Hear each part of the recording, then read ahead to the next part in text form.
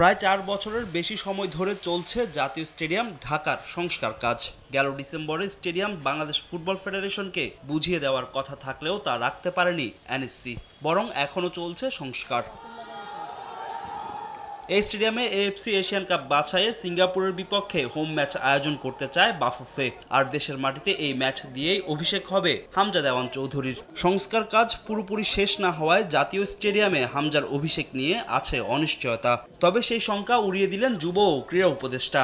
কাজ অলমোস্ট শেষ। আমার তাবিদ সাথে অলরেডি কথা হয়েছে। বাফুফে মাঠের ঘাসের আর একটু কাজ করবে এবং আমাদের লাইটিং থেকে শুরু করে আপনারা দেখতে পাচ্ছেন প্রায় কমপ্লিট। 20 দিন থেকে 1 মাসের মধ্যে ফুল মাঠ রেডি হয়ে যাবে খেলার জন্য। সো জুনে আয়োজন করতে কোনো অসুবিধা হবে না।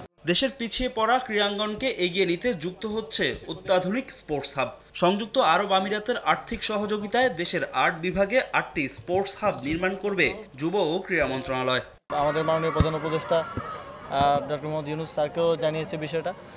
স্যার যখন সংযুক্ত আরব আমিরাতে গিয়েছিলেন কিছুদিন আগে, তিনি সেখানে বিষয়টি তোলেন এবং সংযুক্ত আরব আমিরাত সরকার আমাদেরকে আর্থিক সহযোগিতা করার ব্যাপারে একমত হয়েছে।